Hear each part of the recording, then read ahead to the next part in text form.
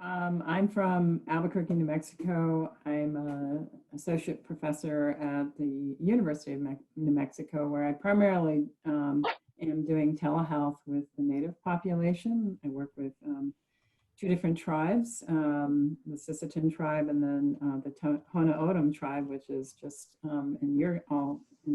you are all in their backyard, I guess is what I should say.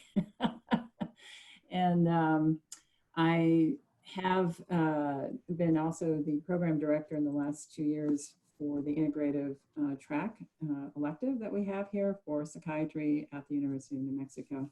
I also have a part-time private practice where I bring in different healing tools to different people depending on what their needs are.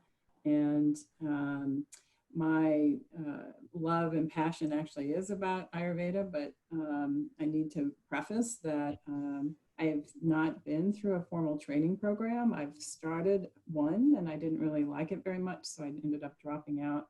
So when I speak of Ayurveda, it's mostly been my own study and my own experience with Panchakarma and my travels to India and in conversation with the Dr. Sunil Joshi. So that said, I have, I feel like I have a thumbnail sketch of Ayurveda. And the more I am exploring, the more I'm, really more I'm understanding. And my attempt today will be to do a thumbnail sketch overview of something that's actually fairly large in concept, but I think key in terms of understanding why Ayurveda and yoga. And then also for those that are interested, but I won't go into this, into Yodish or Vedic astrology, why all those approaches, sciences are so valuable in our lives today if one chooses to work with them. So before you begin, I just want to say that Judith is a dear, dear friend and colleague. And I'm just so thrilled that she is sharing with us today, and also has a book that was just published that I'm sure we'll hear about, hopefully. No, I wasn't going to mention it. but just as a kind of a framework, the integrative psychiatry curriculum that the University of New Mexico and Arizona and South Florida are now utilizing is an online curriculum that then each site adds their own experiential, didactic, mentorship, supervision to. And so Judith and I met when University of New Mexico was looking into the possibility of adapting what we were trying to start here in Arizona. And so I got to visit Albuquerque and have a wonderful time with Pam Aranella, the program director there, and Judith. I just want to say I'm really honored that this collaboration and community is continuing to develop. And I just want to welcome you to this meeting because I know you work at the IHS every Friday. So this is a special treat to have you in this circle. And so we are all yours. Take it away, Dr. Pence. All right. I was just putting here, let's see. So just briefly, because I don't want to go into it too much, is that I did actually publish a book that took a few years to put into work. It was a process, believe me. And it's called Cleanse Your Body, Reveal Your Soul. It's published by Mango Publishing. And what it is, it's a prescriptive memoir about my journey with Ayurveda, some of the health issues that brought me to Ayurveda, but also the bigger perspective of what brought me into integrative medicine to begin with for my own healing, but also how I have brought it into the lives of the different families that I've worked with through the years. What the books focus on is the tools that Ayurveda offers, but also the 8-day cleanse that is part of the routine that is repeated in Panchakarma over a period of time that ultimately allows for not just a cleanse for the body in a very, very deep way, but it also allows for restoration and rejuvenation when you've done it for a period of time. for me, why I ended up writing the book was I started noticing the impact on my mental, emotional, and spiritual health in ways that were most surprising, including the impact on my chakras, which I had some awareness of, but really began to be more aware of as a result, and felt like even though that information's out there in some capacity, nobody's ever talked about the journey around that, and that hence the book and hence the title for the book too.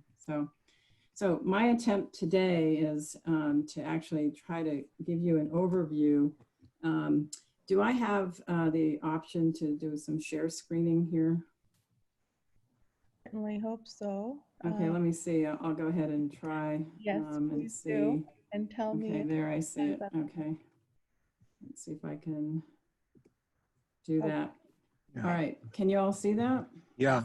Yep. Okay. So what I'm going to do is actually do really selective slides from this because it's actually quite comprehensive. But what I decided to do was talk about the Samkhya. And the Samkhya basically is the root of Ayurveda, yoga, and the Vedic astrology that I mentioned. And there are key points that one needs to understand why this is actually an origin theory, actually that has been experienced by what they refer to as the rishis back thousands of years in terms of the concept of how the world was created. And from that, there's levels of information that really needs to be understood. And so what I'm going to do is just point out some key thoughts, and I do apologize going really quickly through this, but if I can get the key points across, then I can help you understand the significance of knowing some of this information. Because there's, if you understand these key points, then you understand some of the language that's present in Ayurveda as well as in yoga. So the Samkhya can be seen as a philosophy, but it's even more than that. It's by definition, it's the direct observation and the experience of manifestation in a logical, linear, and progressive manner in the entire universe, known or unknown, to promote transformation of consciousness. And the goal is simple, yet quite profound, is to understand the deeper meanings of life that helps us to seek this path and allow for happiness, health, and peace to be present in our present moment. So there's two concepts here that are really important to understand. One is that within this framework is the view of the universe is that it's interrelated at all levels. So the macrocosm is reflected in the microcosm, and the microcosm is reflected in the macrocosm. And the second one is, and this one can be a tricky one for us to understand in terms of our frame of reference of allopathic medicine, but it's key in understanding how they work with the sciences of Ayurveda and yoga and the Vedic astrology. All of creation is created from conscious intelligence. And at the end of the day, it's looking at this intelligence within our body that Ayurveda operates from. And what Ayurveda does is it promotes the health by working with different systems in the body with the awareness of these certain principles of intelligence in the body. And they call them the doshas, which are always present in our body and are always in flux. But we have the power to influence them greatly. And one of the last slides I'll show you will explain how we can do that. So the overview that I want you to look at, and we won't go into all the details here, is this is the concept of how consciousness came about and how things have evolved. And there's key points when one talks about the mind that is really important. And it has to do with something called the gunas. But one also needs to understand that there's different levels of awareness. We have our awareness that is beyond our capacity, and then we have our everyday awareness. And the energies that we're talking about are present at all these different levels, but they show up in different ways and are defined differently.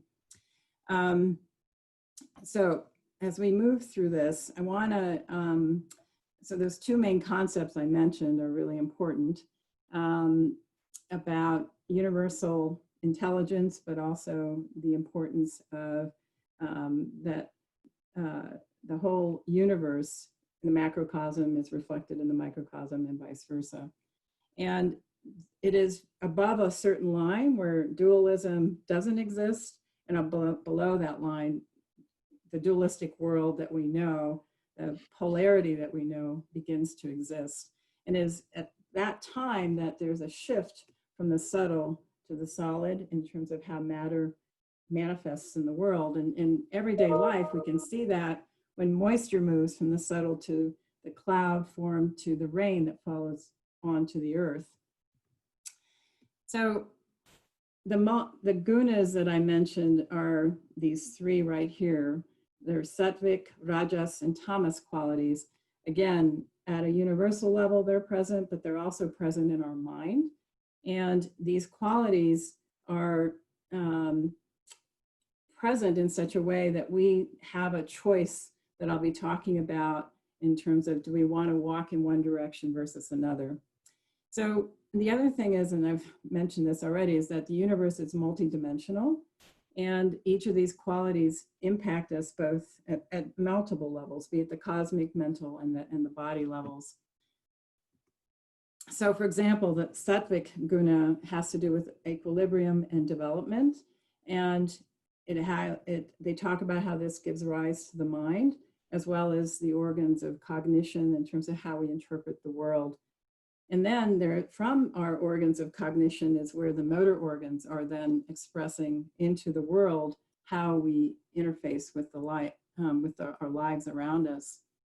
And as you can see, there's qualities here that we can strive for in our daily life in terms of mental qualities, the creativity, the flexibility, the open, the kindness, loving, caring, and being a humanitarian. And what I'm going to go back to this slide, and what you can see is that there's a balancing act between the Satwik guna and the Tamasic guna, and the Rajasic is an action that helps move between these two states for us, okay? And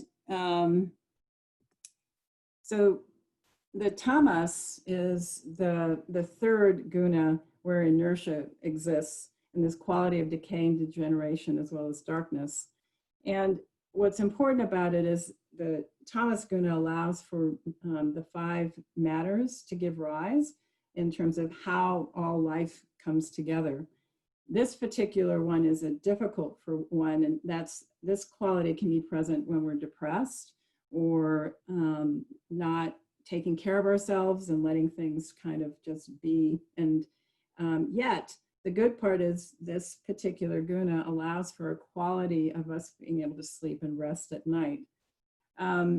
So the rajas is that dance between these two other gunas, and it allows for us then to make change and be present with things.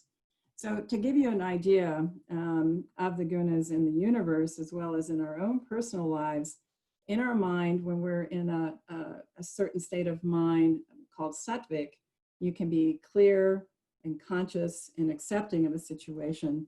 If one is feeling agitated, there can be a flood of excitement, hyperactivity, more nervous, more worldly. And then with the tamas, you can feel that dullness and a sense of hopelessness and some challenges there. The emotions too that are presented here show the different flavors of these different gunas. And again, with our lifestyle and the things that we choose to do, we can have an impact in these particular areas. So like in our body, for example, if we're in a place where we feel energetic, light, and composed, that's a certain feeling that we experience. If we're too restless, we can feel a bit unsteady. And if we are feeling like really stuck, then we get into this place of feeling almost immobilized. And this particular slide is important to show the importance of food in our lives.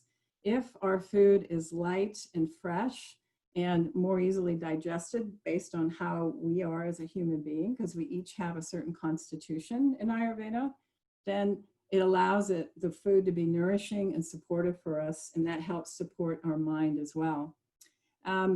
If we eat food that's too spicy and too pungent, then we end up feeling more disturbed and having challenges with how we operate in our day. And then if we eat really old food or stale food or food that's really overly processed, then this tamas quality, this heaviness can be present for us. Nosheen, how am I doing with time? Because I can jump ahead here. You're doing great. Okay. 5 more minutes? Okay, all right. So let me bounce then to the last slide that kind of gives an overview, or one of the last slides. So where I'm going with this is that the path to a balanced body, ultimately the goal within the yogic tradition in Ayurveda is actually to seek spiritual liberation. What you see in front of you are all, what they call the 8 limbs of yoga. And Ayurveda is actually sprinkled in amongst all this as well, because our lifestyle, our food choices are a part of the power we have in terms of making choice. And one of the things that the Samkhya talks about is we have choice in our life. We as human beings have even more choice than the animals that surround us. And by making a conscious decision to walk towards health with these tools and with the power of Ayurveda, then the nervous system, the mind, everything starts settling down, and you walk then closer to your own soul expression. And it's going to be different for everybody, and the path for each person is different. And so for me, the important part that has helped me with Ayurveda is the daily rituals of self-care that really support your well-being. So I do have an active meditation life, an active yoga practice of a minimum of 20 to 30 minutes a day. I make food choices that really help support my constitution. I didn't go into the different ones, but I did mention about Pitta, Vata, Pitta, and Kapha. Each of us have a variation of those energies in our body. And once you know your constitution, you can start actually making more intelligent choices about how to support yourself. And the beauty of this is that a person who has more of a kapha-like constitution really needs to think about how foods impact them that are more mucus producing, for example. And I'm not going to go into this, but the elements that we live in, the earth, wind, let me show this one. Fire, wind, space, earth, and water, these elements make us who we are. And when we work with food that have qualities that help support our particular constitution, then we gain more balance in our life. So a food that a person who has more of a vata type disposition has to actually eat different foods and maybe have a different lifestyle practice than a person who is more kapha. And in terms of body types, just this will be really overview and quick, but a vata person tends to be really tall and willowy and a little bit quick mind. A pitta person is much more focused and energetic, where a kapha person is really much more slow and can be more grounded. And so each person then has to make food choices based on their constitution to further support their well-being. So in conclusion, each of these are ways, lifestyle choices that we have, and it doesn't preclude letting go of any particular faith to make these decisions. These spiritual traditions are agnostic for the most part, or not agnostic, I should say, not these practices are not necessarily Hindu focused and can be supported regardless of one's faith base. So just wanted to mention that the Samkhya that I tried to do an overview with, and I do apologize for the brevity, it really shows the alchemy of what yoga and Ayurveda offer to us. And I didn't mention about the buddhi, but that's a certain state of mind that you can have access to. And when you work with that, it allows you then to connect with the universal source. And these paths allow us to choose healthier paths that create wellness and health and balance and ultimately potentially enlightenment in this lifetime. That's it. All right.